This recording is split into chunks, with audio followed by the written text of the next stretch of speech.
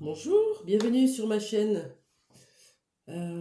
Aujourd'hui, je vais faire un tirage pour les vierges pour cette fin du mois de novembre. Il reste pratiquement une semaine.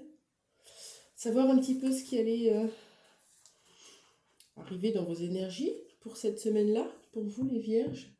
Là, on va aller poser un petit peu des questions. Tiens, on va commencer par l'oracle indigo spirituel.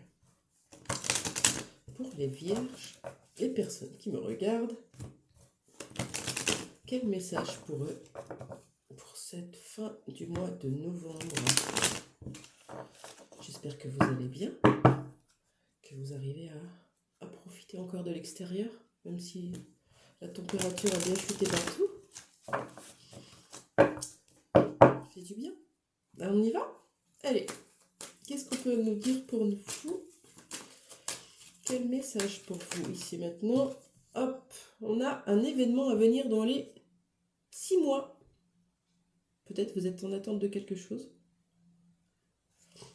Un contrat, un mariage, un pax, une union quelconque qui n'est pas encore présente. Peut-être un bébé. En tout cas, il y a quelque chose qui est en cours. On peut parler de grossesse même quand c'est un projet. Et on vous parle de clairvoyance. Voilà, c'est un projet peut-être qui est en train de se mettre en place. Vous commencez à y voir clair. Ou en tout cas, on vous invite à y voir plus clair. C'est plutôt positif comme message. On va aller voir avec l'oracle des miroirs si on peut nous en dire plus sur ce projet, cet événement, voilà. De quoi on parle? Hop. On a de la joie, encore. Là, on est proche du mariage, hein, regardez, de l'union. Bon, outre le fait que ce soit en photo, on a la joie, félicitations. Alors, félicitations, ça peut aussi renvoyer à quelque chose de matériel, professionnel. Oui, effectivement. Mais là, on parle de vous, c'est vous qui allez être en joie. Ils nous en disent pas plus, comme si c'était un secret, quelque chose que vous attendiez tellement longtemps que ça va arriver comme une surprise. On va voir avec l'oracle de la triade quelle est cette belle surprise qui vous attend dans les 6 mois à venir. Donc 6 mois, ça... Ouais, d'ici fin mai, c'est chouette. Qu'est-ce qu'on sait? Oui, on a compris que c'était en mutation. C'est pour ça que c'est pas maintenant et que c'est dans les 6 mois qui arrivent. Ok. Est-ce qu'on a une carte? S'il vous plaît. Les guides sont très joueurs aujourd'hui. Hop, je vais chercher ma carte sans tomber. On a l'apprentissage, l'initiation. Peut-être êtes-vous dans un parcours initiatique. En tout cas, ce que vous êtes en train de traverser aujourd'hui, c'est un apprentissage qui demande à ce qu'on transmute tout ce qui ne va pas dans notre vie, tout ce qui n'est pas aligné avec notre cœur. On le transmute. Voilà. On le transmute en agissant. Regardez le blanc là. Le yang. L'action, le matériel.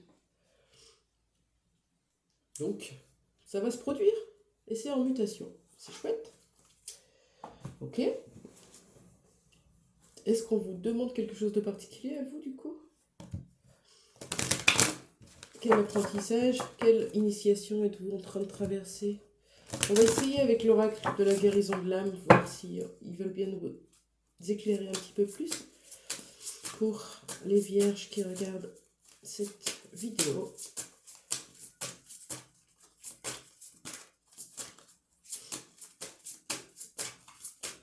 Hop, on a la première carte. Je vais prendre que celle du dessus. On parle de clairsentience. Peut-être avez-vous des capacités médiumniques ou travaillez-vous dans l'énergie? Je ressens. C'est la carte numéro 38. Est-ce que c'est un projet qui est lié à ça peut-être?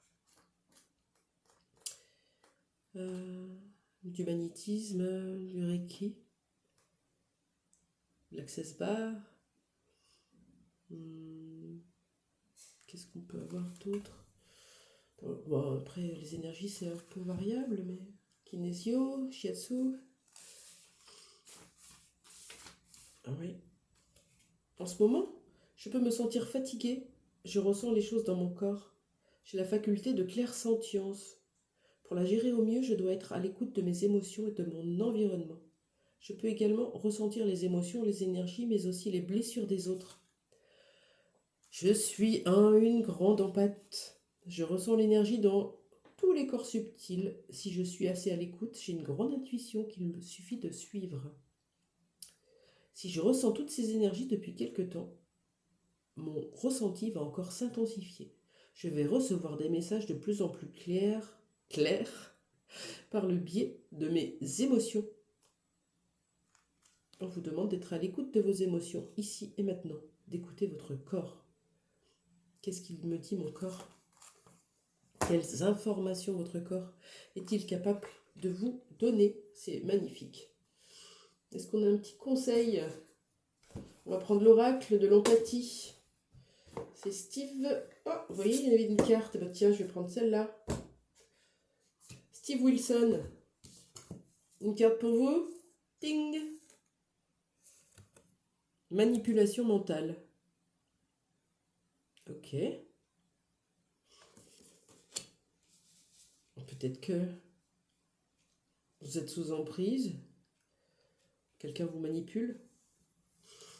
De toute cette belle empathie que vous avez en vous, eh ben, les gens en profitent. Dans ce cas-là, on coupe les liens toxiques. On a plein de façons de le faire. Donc regardez sur internet et éloignez-vous des personnes toxiques déjà. Protégez-vous, apprenez, il y a plein de choses pour ça. Et puis vous pouvez couper ces liens-là, ces liens énergétiques. Parmi toutes les personnes toxiques qu'un empathe peut attirer dans sa vie, le manipulateur ou narcissique est celui qui nous donne l'une de nos plus belles leçons. Nous écrivons attirer, car de toute évidence, c'est une réalité pour beaucoup d'empathes. Vous êtes une personne lumineuse et qui possède une grande force. Mais la plupart des gens ne se rendent pas compte. Même si vous avez le sentiment que votre entourage n'est pas là pour vous soutenir et vous aider à un niveau qui répond à vos besoins, vous faites partie des guérisseurs et de ceux qui exhalent une énergie authentique dans le monde. Voilà. Dans un environnement où votre don n'est pas compris, il peut devenir très difficile de trouver la force et le discernement nécessaires pour rester authentique dans vos relations. On parle encore de capacité, de don. Hein? Peut-être avez-vous du mal à l'affirmer par rapport aux gens qui vous entourent. On vous dit que cet événement est proche, que vous allez y voir plus clair et que ça vous procurera une énorme joie. C'est en mutation, vous êtes en plein apprentissage. Testez. Vous avez certainement déjà fait des pas dans cette direction. Vous êtes en plein apprentissage. Le résultat viendra très vite. Donc c'est très très beau. Super. On va prendre un petit conseil du petit oracle de Kuan Yin. Voilà, il est tout petit.